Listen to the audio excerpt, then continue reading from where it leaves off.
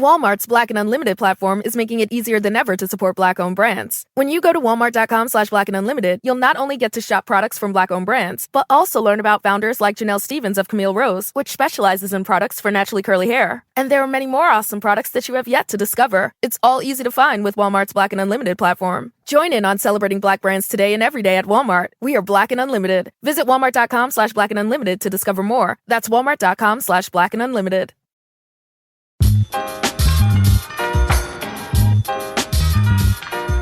Hi, everyone. You're listening to Highly Relevant, a podcast where I interview, report, and review on the most highly relevant pop culture stories for U.S. Latinos. Well, for this episode, I'm devoting the whole show to just doing a post-mortem on the Oscars. Latinos were the big winners, and as joyous as that is for me, it's an illusion, guys. It's an illusion. It's a veneer for all the real problems lurking underneath that no one wants to talk about. But I want to talk about it, and I'm going to talk about it right now, right here. I'm also going to tackle Steven Spielberg's Latino reboot of the movie musical West Side Story and why I think it's the worst idea Spielberg has ever done. It's going to be a travesty. So to help me deconstruct all of this, I asked my good friend Mike Sargent. You've heard him here on the podcast before. He's a national film contributor for Fox Business, PBS NewsHour, and chief film critic for WBAI Radio. We pick up my conversation Monday morning, right after we woke up. We got on the phone, and here's what we said. Man, I went to sleep, Mike, around like 2 in the morning. Simply because I was unpacking, unspooling, unfolding the events of what happened at the Oscars, which for me were one of the great, in terms of inclusion and diversity, it was one of the great award shows that I had seen because, man, for me as a Hispanic film critic and a Hispanic in this media profession, it is very hard to see us represented at the highest scales of these award shows that since I can remember, my brain, the visual has always been of a Caucasian slate of people celebrating themselves.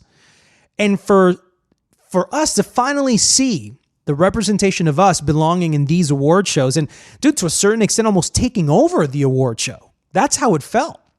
And I'm talking about from the elements of the show. You could hear it in the music. You could hear it from the orchestral director, who was African-American, to the only thing was Jimmy Kimmel, but I like Jimmy Kimmel. So, there's no problem with that. I don't want him out to kind of get, Dave Chappelle, even though that would be great. There was so much diversity and so much joy and rejoicing going on, including the commercials. I think I had mentioned this to you. I had texted you last night. I was like, is every other commercial now diverse? I feel like I've seen a catalyst, a watershed moment that's happened because of the Me Too movement, because of a revolutionary movie like Get Out and Black Panther and even Coco itself.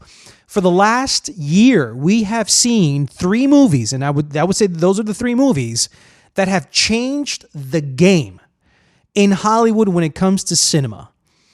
What were your thoughts on the Oscars? Because I want to get to some other very relevant topics. And I want to talk more about, not so much about the breaking down of this Oscars, but I want to know what this means moving forward and the progress that I expect to come after this. Well, a few things. I didn't feel as effusively,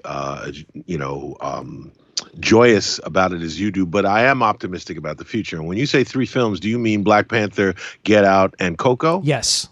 All right. Well, I think, yes. For me, those are the things that mean the most. I mean, while, and pardon the pun here, on the face of Oscar, it was very inclusive. It was there were lots of presenters of color, and the Me Too movement moves forward, and all of that stuff. That's all great. But the real deal is, and I'm pretty sure you're aware of the document that was just released last week of the inclusivity. That has barely changed. And the thing is this, I am optimistic because of Coco, and optimistic because of Black Panther, and optimistic because of Get Out, that there will be more opportunities, along with being optimistic about Me Too. But I don't feel it's happened yet. I feel Wait, so are you saying this is all an illusion?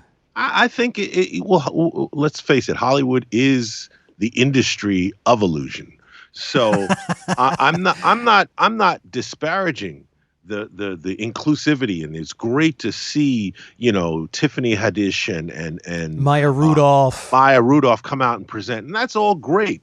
But Tiffany wasn't nominated, and Maya Rudolph, what roles is she being offered? Okay, so I say all that to say that in terms of inclusion and in terms of Hollywood, really, I mean, again, I don't know if you looked at that report that was just released. If you look at that, report, yeah, I did an article where I mentioned right. it. Yes, yeah, and 2.7% of Latinos, compared to 78% of white Caucasian actors. Right. I mean, so from where I'm sitting, this is good, but it's like it's a baby step, and it takes a film like Black Panther to blow all these doors open for them to go, It takes a film in the time of all this prejudice against Latins and Latin Americans and Mexicans for a film that celebrates Mexican culture to win Best Picture. Maybe they go, It takes, Get Out to be a horror film, okay? And how much black horror filmmakers are there ever? Name like 5 black horror films. You'd be hard pressed to do that. Oh, absolutely. I mean, when I saw Get Out, I said, "What was the last time you saw a black horror film?"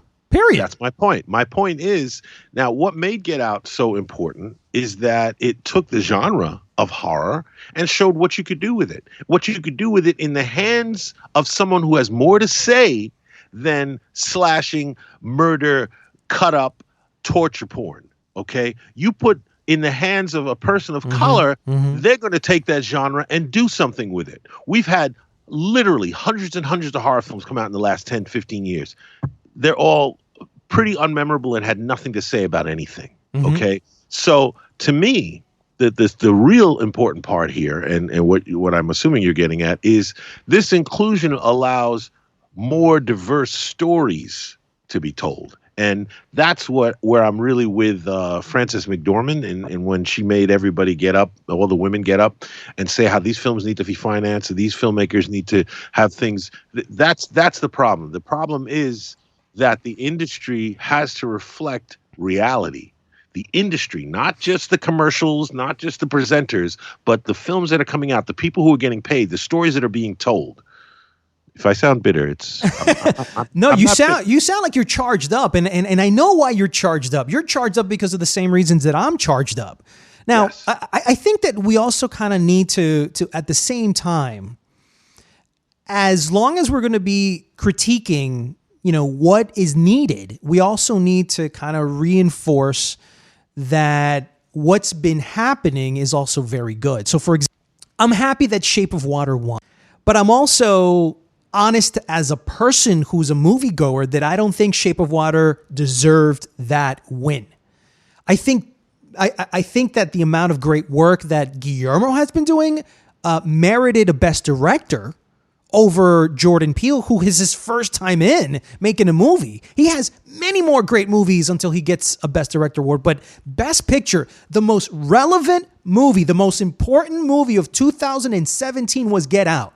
It's the movie that everybody and anybody who had anything to say about movies, they talked about Get Out because of the impact and the ripple effect it had in social change, for this. It kind of built up to what we got from Black Panther, and it started with that. And I've mentioned to you, Coco is another important film, and Black Panther is the most important film of 2018 so far.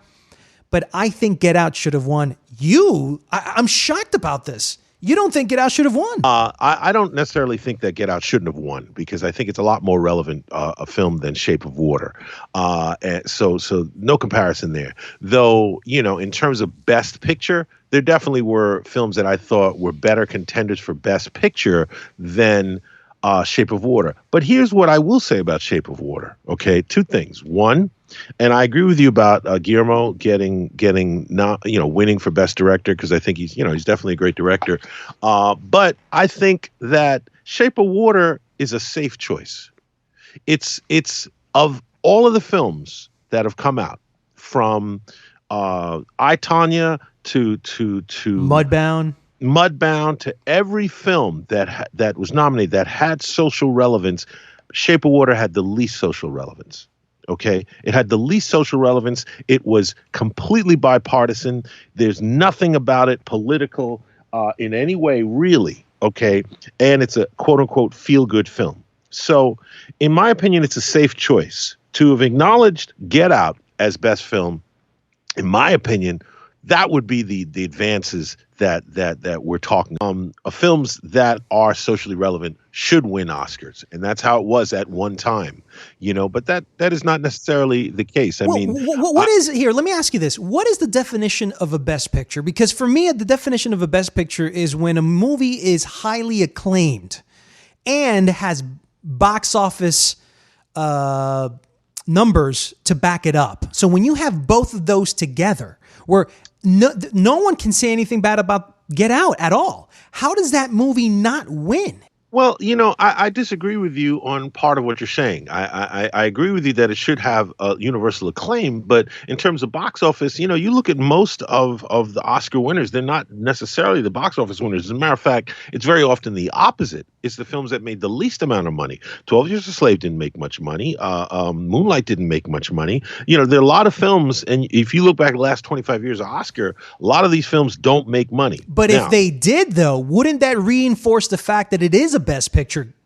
Like back in the day, like in All the President's Men, when a best picture, it just captures everybody's attention.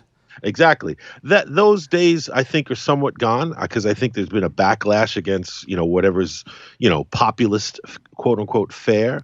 But it just in terms of Get Out, as those articles when we were talking before the Oscars and you were telling me you thought Get Out was pretty much a lock to win, I didn't think so.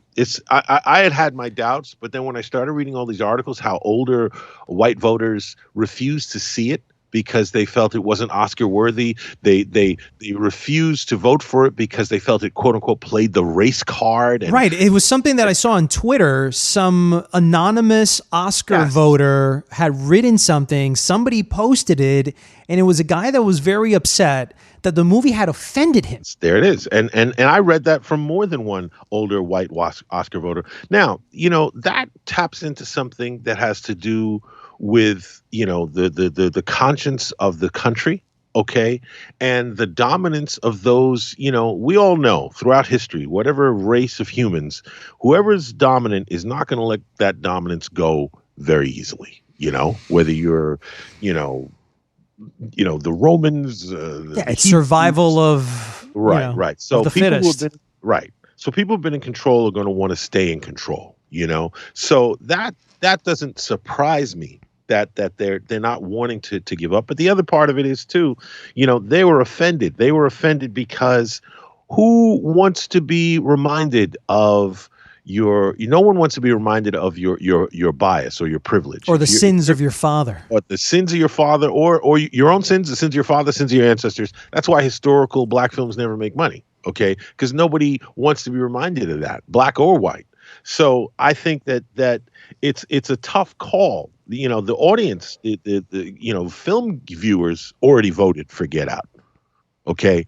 But the Academy and the makeup of the Academy, that's a different politics. They don't reflect the moviegoer. They don't reflect the press. They don't reflect, not yet. What about Mudbound? I'm shocked that Dee Reese, who was, I think, nominated for 4 awards, went out empty-handed.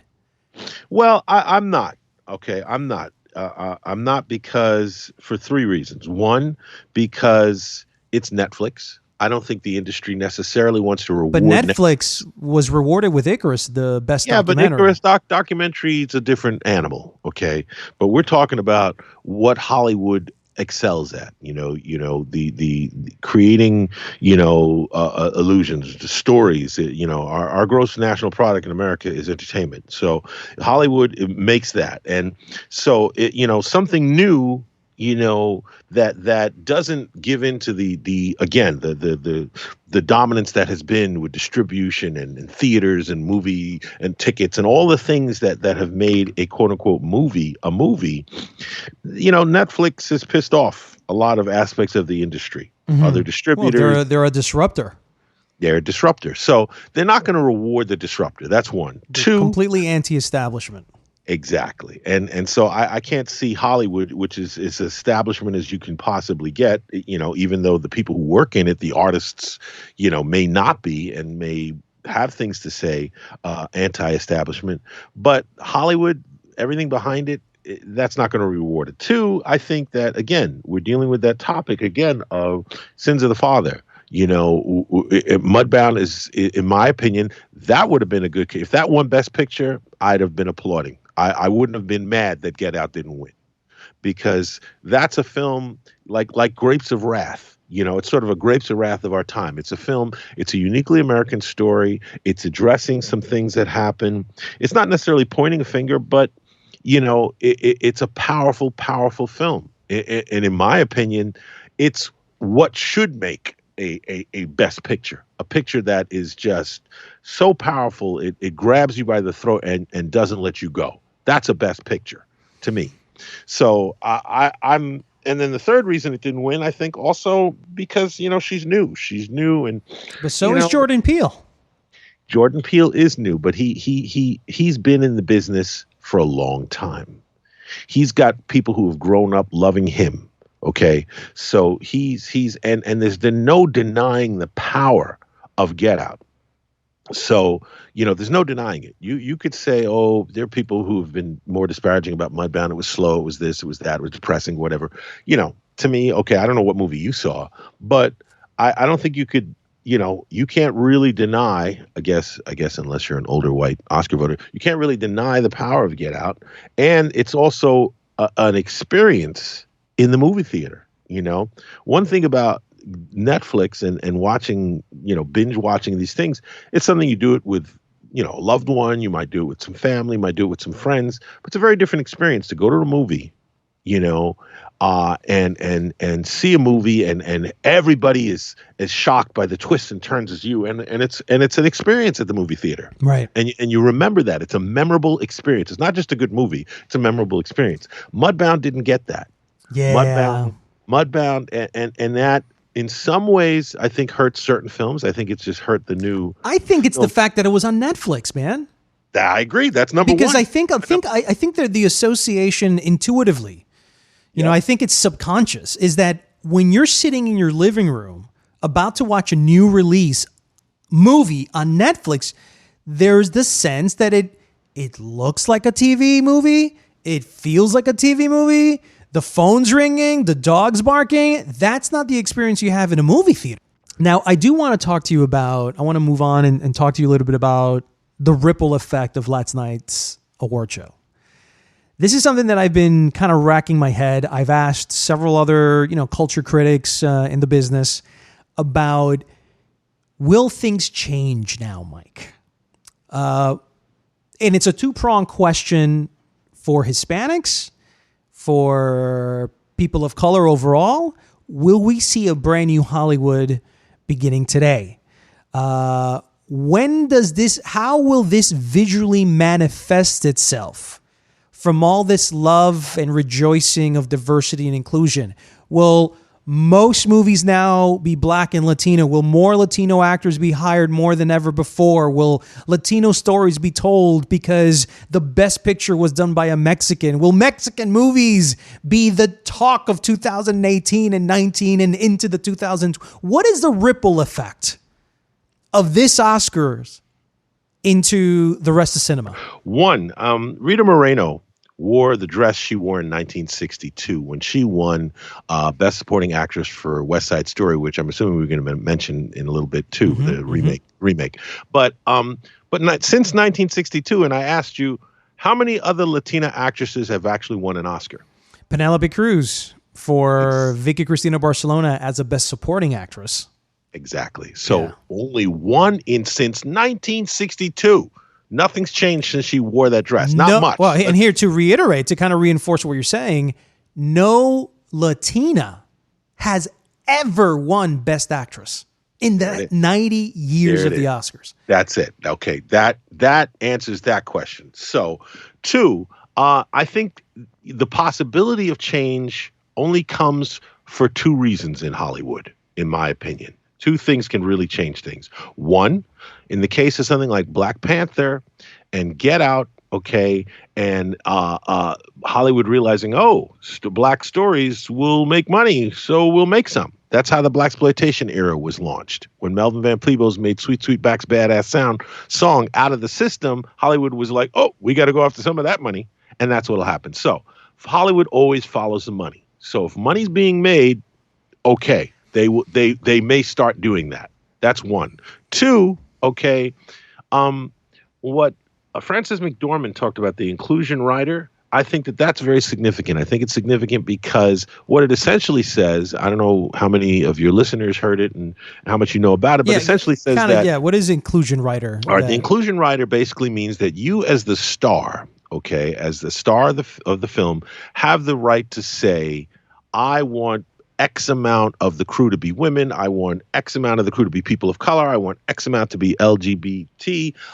And you will sign on if those things happen. But see, it sounds to me like it's strong arming the studio and the director. Absolutely. Yes, absolutely. Yes, it is. But that's kind of messed up though, man. No, it's not. No, it's not. It's messed up that it has to be that way. But hello, why do we have to have civil rights laws? Why couldn't we just be civil? Why do we have to have laws that are created for minorities and inclusions? Because they wouldn't hire them if they didn't. They had to make it a law. You have to strong arm the existing structure to make it comply with change. That's just the bottom line. Because if they don't have to, why should they?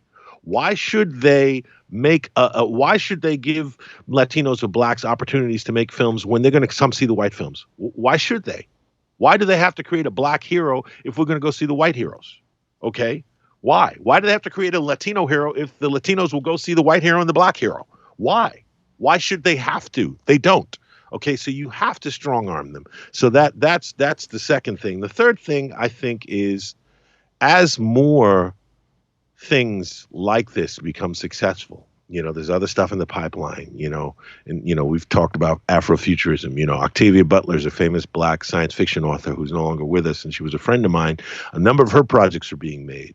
We'll see how well A Wrinkle in Time does, even though it was at least directed and starring a primarily black cast, even if it wasn't originally visioned that way by the original author, Marion DeAngle. So I'm just saying that no, I don't think we're going to see a new Hollywood. I think we will start to see some change. And I think that change will come from the strong arming and from seeing that there's gold and then there are hills. It's interesting because, I hear you talk about this change, and there's a couple of things that I'm still very skeptical about.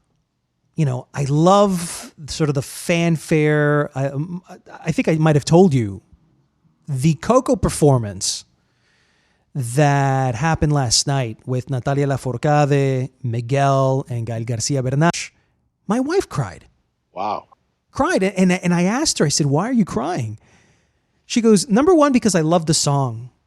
I love the movie. But number three, it's because of what it represents. And when she says that, she's talking about peeling the layers of psychological and emotional fucking inferiority layers that the Latino culture has had to extract. We're talking real right now, man. Let me say a couple of things. I had written this article and there was a PhD on Twitter that had said to me, hey, I really liked your article. I think you had some valid arguments, but you should not bring in any African-American references to this article whatsoever. Do not compare. We're all in this together. And I agree with him. I have to bring up African-Americans when it comes to Latinos because we kind of been in this struggle together, trying to be included, except that, while African-Americans have succeeded in reaching certain milestones, we're still in the back. Still trying to pound on that door, trying to get in, kind of like what Guillermo del Toro said when he kind of took his Oscar award, pushed it in front of the microphone and said, this Oscar award is a door. Kick it in and come in. And I was like, exactly. But here's the problem. And here's the problem. I congratulate that Mexican directors, Latino directors like Sebastian Lelo from Chile winning yesterday, and Adrian Molina, a Mexican-American LGBTQ, won for Coco as well. But the problem is they're not hiring Latino actors. What was the last time that Guillermo del Toro hired a Latino actor? What was the last time that Alejandro González Iñárritu, Alfonso Cuarón hired a Latino actor? And this is a call out to them. And then no one wants to talk about it. That's why I have this podcast, because there is this pressure to have to not be negative at all about the Hispanic market, because we've been at each other's throats for so long. The Mexicans don't like the Argentinians, and the soccer games really show the division amongst the Hispanics. And when Donald Trump was elected president, 39% of Hispanics voted for him. What's going on? We're all divided. So more than division, we need unity. And I think what happens is that starts rolling into the journalists, where we're supposed to be objective, but we become subjective. And we start writing positive stories all the time about Hispanics and not calling out the problems. And the way I see it, Mike, is talk about the problems so we can finally solve them, so we can finally fix them. But if we always say everything is peachy, and the Oscars was great because look at the amount of Hispanic representation. There's music, there's directors winning, there's foreign films winning. But where is the actor? Where is the Latino movie star that's a bankable star for a movie over $100 million and his salary is 30 to 50? Where is that Latino superhero that Marvel should be having? There is not one Latino Marvel superhero, neither DC or Marvel. We're fucking invisible, man. We don't exist. I couldn't agree with you more. And I could, if you want me to respond to that, I have a lot to, part of the problem is, I think, and I'm gonna relate it. I think I agree with you that you have to acknowledge what the African Americans, because they're not just all African. There's West Indian, there's African, there's blacks from the South. And they are definitely more unified than Latinos in America. But the two ways of being successful, okay, are either staying in being off key until everybody's like, all right, well, that's your style and you're David Bowie and and there it is. Or you try and fit in. And I think a lot of Latinos, especially when they've gotten in a position, they're trying to fit in. Jennifer Lopez will say, I'm not a Latina actress. I'm an actress who happens to be Latina. Oh, that's what Andy Garcia says. Did you see that interview that I did with Andy Garcia? Almost scolded me because I called him a Hispanic actor. He was almost offended by it, man. Well, now you see, that's the thing. They are. And I was going to mention Andy Garcia because what's his most money-making roles? He was not playing a Latino. He was playing an Italian. Right. Okay. Godfather 3. Or Godfather 3 or any number of the films when he was a commercially bankable star. So, but the difference between Black Panther and every other Will Smith, Denzel Washington, all the movies that a lot of these black actors, science fiction movies that black actors have been in, it's where they're characters who happen to be black versus a character who is proudly African, proud of his culture, proud of his heritage. He ain't trying to fit in.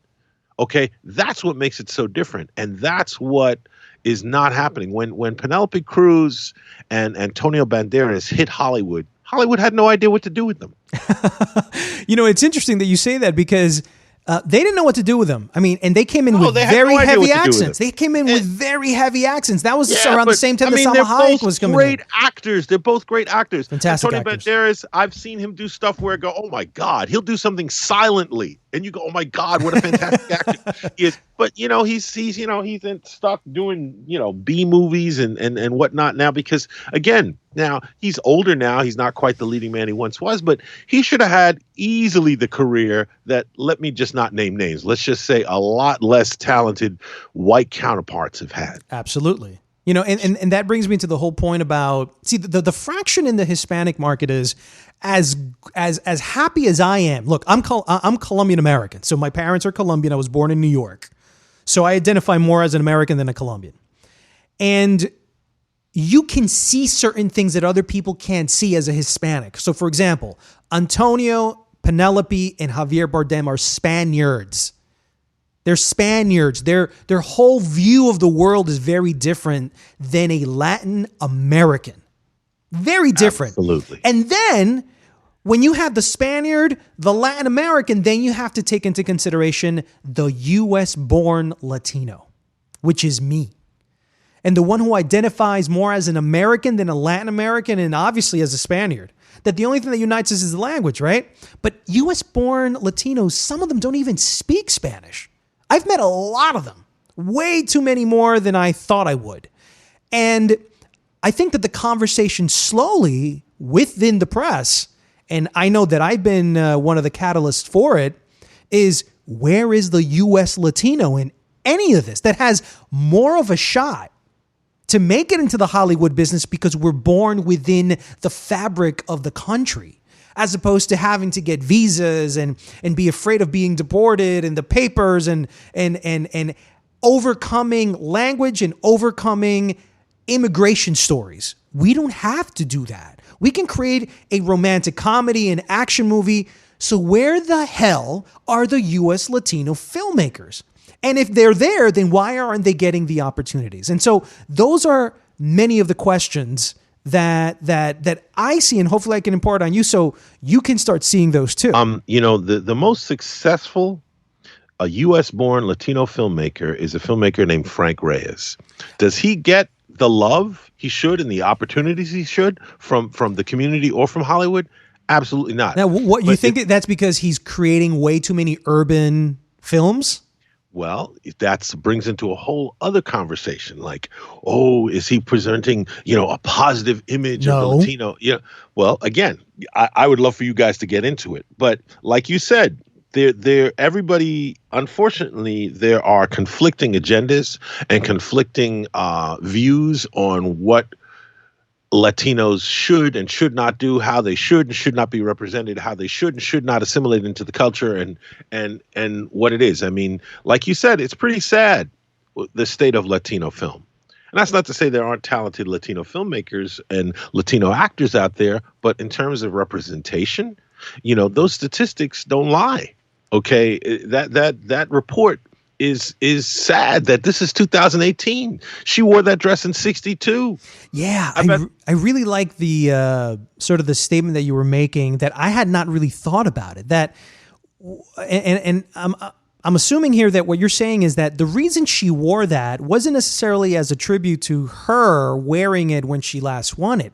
That there was a much more dimensional aspect that was saying something about having that dress on last night.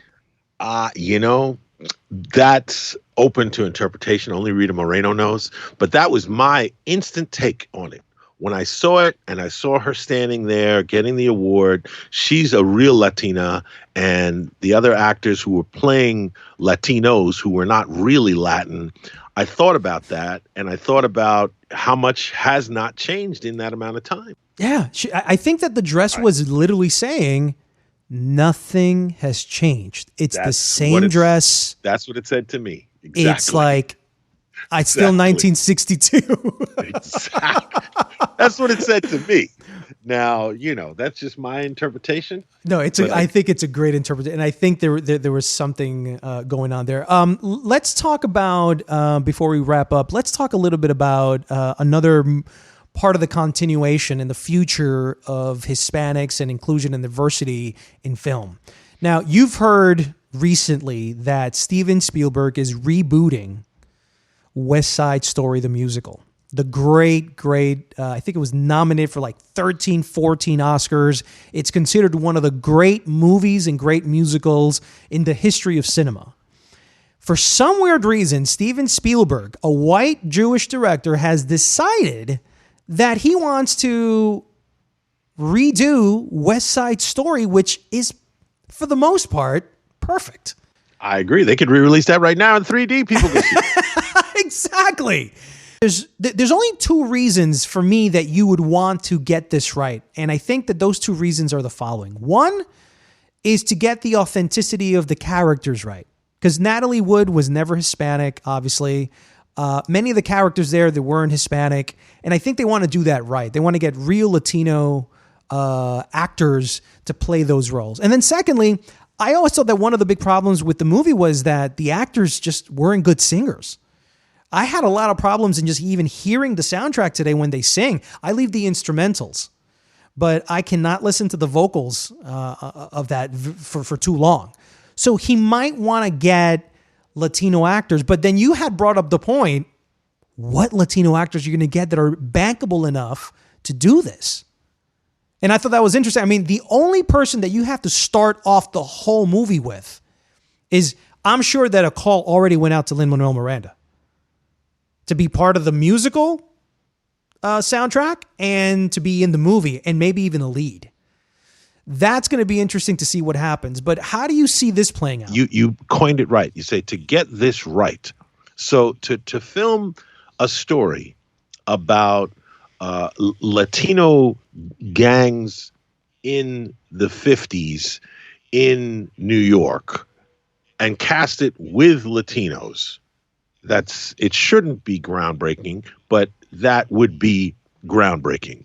There have been opportunities, like I mentioned, when Ridley Scott redid, 10 Commandments, they could have cast it with, what he said, who's going to pay to go see? Well, again, there's no Latino actor, really, that's a bigger name than Spielberg or as big as a name as Spielberg. So you're going to go see it because of what it is. You're going to see it because it's Spielberg and because it's West Side Story, and you want to see what he did with it. And if he updates it and there's great camera moves and there's great, fantastic choreography and they update the songs a little and they modernize them, it could be very exciting. And he is an artist to want to stretch himself. That could be exciting too. Okay. So it could be exciting, but the most exciting aspect would be what you said, to cast it ethnically correct and to cast it with people who are up to the task of that. Spielberg can be a star maker, so I think that's the only reason to do it. Though I will say, I think you could re-release the original West Side Story in 3D now. People go see it. But do you think that a West Side Story musical by Steven Spielberg casting unknowns would be a wise move for Spielberg? Because we're living in that American Idol, The Voice era where everyone can act, everyone can sing, everyone can dance, and there's a lot. The Voice just did a Puerto Rico edition. Well, here's the thing. That's the thing. I mean, I think Spielberg has had an interest in Broadway for a while. I mean, I don't know if you watched the show Smash that he produced. I loved Smash. It was my guilty pleasure. It was a guilty pleasure. I loved it. I love where it was going. I love the idea that the TV series could have turned into a piece on Broadway. I love that whole concept. And obviously he has not quite let that go. So, there have been some great musicals, and he grew up during that time when they made great musicals. And nowadays we really only have, Baz Luhrmann, who's kind of hit or miss when it comes to musicals. Oh my God. Did you see that Netflix show that he did? Man, epic in terms of production. Yeah, but I didn't see it, but I heard. I saw like two episodes and I had to turn it off. Oh, really? Yeah. Wow. All right. Well, so that being said, I mean, I would love to see him, revitalize for a younger audience seeing a musical, because with the exception of La La Land, and La La Land is, there really hasn't been a musical that has really, captured the younger audience, though Glee was hugely popular. And it was largely redoing songs that were popular songs. And, that whole cast, they were all unknowns when that started, but they were all just very talented. So I think it could work. It could. And let's just hope he's more successful than Clint Eastwood at stretching himself. Yeah, I also think that Steven Spielberg is hit and miss as well. I thought that The Post, somebody said, why? Well, I read an article. Some of these guys, they just kind of create stories because the editor tells them, hey, listen, can you just create anything that's a little controversial?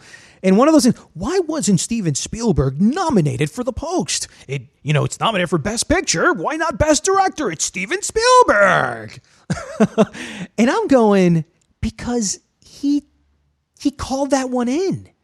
He has said in Q&As, because I've been in those Q&As, where the movie was rushed. I don't know. I disagree with you on that. What Steven Spielbergisms did you see in his directorial traits in that film that say Steven Spielberg? See, I didn't look at it from that standpoint at all. Any director could have done that. Any director could have done that. I disagree with you. I'll tell you why I disagree with you. Because I think, for instance, some years ago, Ron Howard, who I'm not a huge fan of, who I think is kind of a low-rent Spielberg, Ron Howard made The Paper. And The Paper for a long time... Is that the one with Michael Keaton? That's the one with Michael Keaton. Paper for a long time was one of the scripts that had been bouncing around Hollywood, had gotten a lot of play. And that was back when I was, budding filmmaker, writing screenplays. And so every screenplay that was getting heat, you heard about, And that was what the term was, a bulletproof script. That the script is just so good that nobody could screw it up. And, Ron Howard almost did. It was a very mediocre movie with a fantastic script. And a fantastic cast. Fantastic cast, fantastic script, and the movie was like, the moment when it should have been stuff that you're just caught up in it, that whole moment in the restaurant, it was like, I felt that The Post to me did what that movie should have done. I thought The Post was a classic. I thought it was great. I thought he, is that somebody buzzing? Yeah. Okay. I thought he did a great job. I thought that for me, that movie completely worked. I loved so many things about it. I could go on effusively. So we have to agree to disagree. Look, I have problems with it right off the bat. Why Steven Spielberg? Why is a Caucasian dictating inclusiveness on film? It bothers me that it can't be a Latin American or a U.S. Latino director. I know they don't exist, but who the heck is building them up to become the next Steven Spielberg? Again, between white directors hiring Latino, right, and Latino directors not hiring Latinos actors, Jesus, man. Number one, I think that Broadway people are going to be like, are you crazy for rebooting this movie? No way. I'm not going to go see it. So I think a lot of people are going to be negative about it right off the bat. I think that, there's so many enigmas, there's so many questions more than answers that I'm right at this moment. I have to see a lot more. I have to see the idea fleshed out. I have to see the vision where he's taking this. How much is Lin-Manuel Miranda involved in this? If he's even going to be in the film. I'm not sure if you know the story about In the Heights and Universal Pictures. Talk to me. In the Heights was the first musical that Lin-Manuel Miranda had created, and it won the Tony. Okay, that I remember. I remember all that. It was a New York story about Dominicans, Puerto Ricans, Latinos living in Washington Heights here in New York City, uptown Manhattan. He wins the award, and everybody started saying, "Hey, when are they going to make the movie?" So when he started creating Hamilton, and it was already kind of just playing it to the President Obama and concerts here and there. Universal Pictures and Miranda's team had gone to Universal and had started talking about making it into a feature-length film. And what they wanted to do with this was to bring in every single big-name actor and singer into the film. Shakira was dropped as a name. Beyonce was talked about as one of the characters. Jennifer Lopez, who even though was, I think at the time was 38, 40, 42 years old, she wanted to be the love interest in the film. There was talk whether Lin-Manuel Miranda was going to be a part of it. Wilmer Valderrama was coming. Every single Hispanic name that you can think of, even if they weren't actors, they were going to be in this movie. The problem was that Universal Pictures said, we're only going to give you like $5 million to make the film. And don't quote me on the number, but it was something low. And they said, no. Kenny Ortega came in. I was at the Four Seasons in LA, and I bumped into Kenny Ortega and Wilmer Valderrama having lunch there.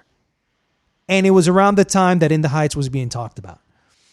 So I was like, okay, I see what they're going here.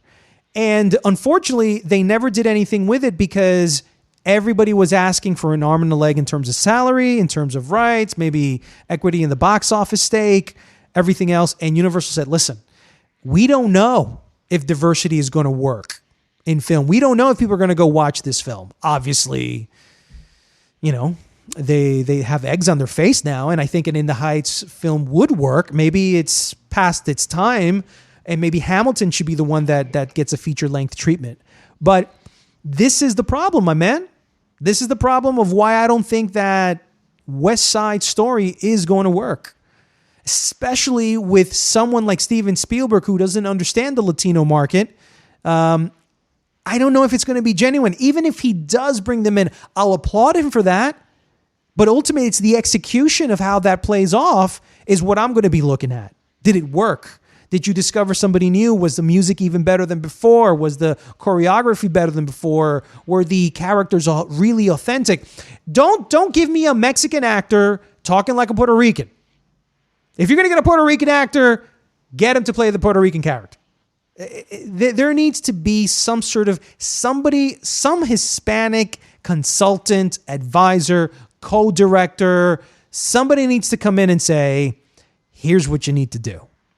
And they need to get folks, just like Pixar did it. Lee Unkrich gave me the whole breakdown of how they did the research. They brought in Mexican consultants, 4, 5, 15 of them to come in and just do focus groups. If he can do it like that, then maybe we get somewhere. But I'm iffy about it, man. Okay. Well, I needed to know what you thought. I agree with everything you said. And like I said, I think it could work, but I do think it's a bit of a long shot. And I agree. I mean, you know, he's one of the few directors who could pull it off in terms of having almost no names or having, you know, big names in smaller parts, you know. And, you know, I'm reminded, you know, I'd read about how they did this too and how they brought in all these consultants and focus groups. But I'm also reminded of, I interviewed Reginald Hudlin for when he produced, the Quentin Tarantino film. Django Unchained?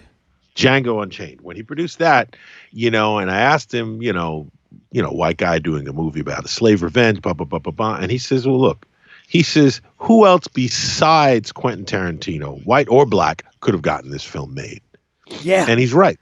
And, you know, though, unfortunately, Spielberg, who I do think his heart is in the right place, and I think if there's anybody who's going to try and do it right, you know, but we all know he's tried. He's tried with Color Purple. He tried with Amistad. Neither of those films really, let's just say, they definitely didn't ignite the Academy. They didn't ignite super with audiences.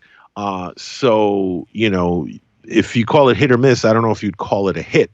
But again, will audiences embrace it? Will Latinos embrace it? That's my big question. Yeah, well, listen, I think if you do something of quality, well, first of all, it's not a Latino story.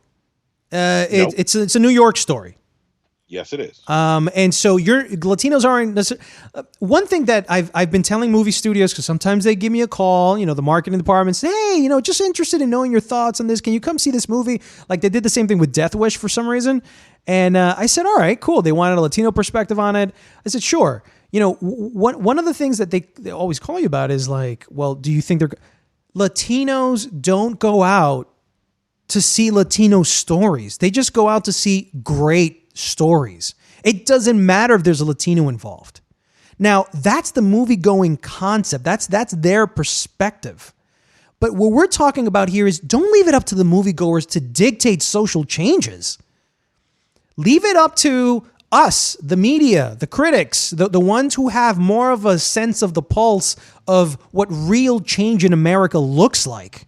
And that is having a director. Listen, how would you have liked, how would this have rolled off of you if Black Panther was directed by a white guy?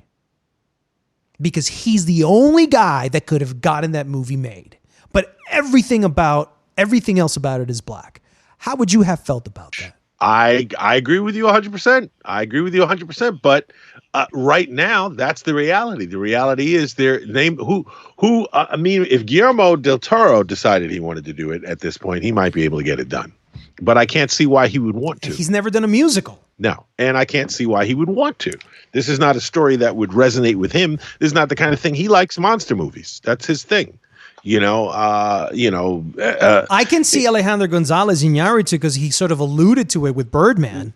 Maybe, yes. Right? There was allusions to a theatrical, yes. maybe musical type of thing going on. I agree.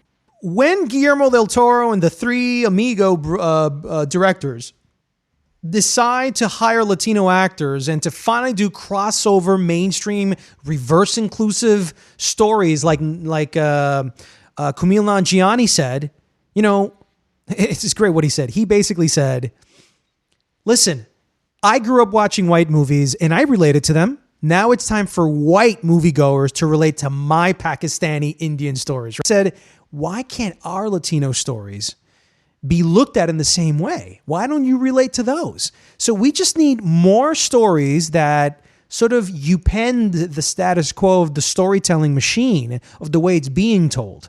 And I think that we can learn a lot from what black filmmakers are doing and black screenwriters are doing, where they're creating stories that resonate with everyone. Actually, who's the only guy that can pull this songs more? It's Robert Rodriguez. There's a U.S. Latino director creating U.S. stories that happen to have a Latino angle from it, whether it's the lead actor or where there's a side story. His films feel like Latino but American. And, for some reason, this guy can't just he's hit a ceiling and can't seem to get past that ceiling. Let's see how the future treats him. But I think that that's someone that needs to be more talked about. We need to see more movies from him. And he needs to create his successor. He needs to. I would see Robert Rodriguez directing West Side Story. I would go see that. Really? Oh, yeah. It sounds off-brand. It sounds off-brand, but it would be fun. Because all his films are fun. There's fun. There's an enthusiasm about film and filmmaking and film storytelling, and I like the energy he puts into his films. Robert Rodriguez and Lin-Manuel Miranda. Just that alone is so odd. That sounds weird, man. That just doesn't sound right. Yes, it does. I love it. I love it. All right, Mike. Thank you so much. Great talking to you. Incredible conversation. Post breakdown of the Oscars 2018. Hope you guys listen. If you guys have any opinions, please leave it in your reviews. Tweet at us at Jack Reek Official. Mike, where can people reach out to you if they want to give you a shout out? Well, they want to give me a shout out on Twitter. It's at Mike on Screen. Or you can go on my late night show, Night Shift. You can go on Facebook, NITESHIFT, and see the weirdness that I cover there. I'd like to thank Mike Sargent for stopping by the show. If you like this podcast, please subscribe and leave a review on our iTunes page. I'm Jack Rico. See you next week on another episode of Highly Relevant.